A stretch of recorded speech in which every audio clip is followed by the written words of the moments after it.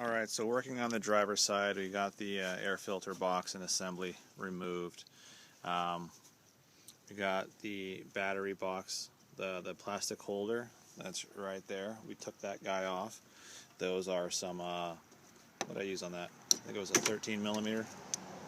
Yeah, 13 millimeter socket is what I used to take that off. You got the one bolt there in the center, and then up against the actual fender there's those other two 13 millimeter bolts. Those need to also come off. The plastic piece picks up. One of the power control module cables here has a little plastic, threaded inserts. You have to just take a little flathead screwdriver, pop that off, because that sticks into the side of that battery box in order for it to come out. So my next procedure that I'm going to work on is disconnecting one of the heater hose return line. That's going to go, I'll pop that off, slide that back, and I'll just tuck this back up in here behind the brake assembly. Then I'll disconnect the clamp that holds on the lower return line, or the lower radiator hose. I'll pop that guy off.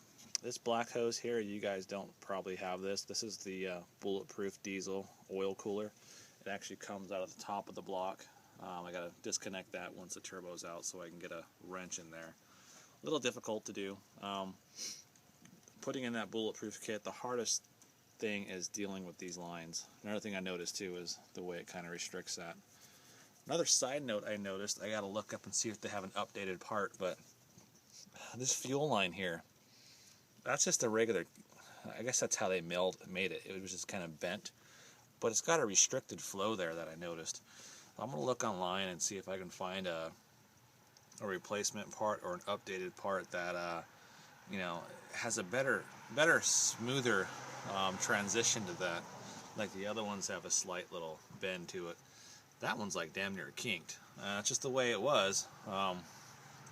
Hopefully they got a better one. It's almost the same thing like the turbo oil drain tube, how they have that new updated part where it's actually been rolled instead of bent. So hopefully I can fix that problem as well. So like I said, next step in this, we'll go ahead and pop this portion off. I'll get in behind here and disconnect the terminals that go to the FICM. I'll pop that guy off. I'm just slowly picking apart at this, taking things off. And what I do is I put the bolts back in place where they went so I don't lose them. Other ones that are going to be loose are going to go into baggies, and I'll label the baggies of which bolts are what and where they went. And we'll go from there. I'm just going to start pulling more and more away.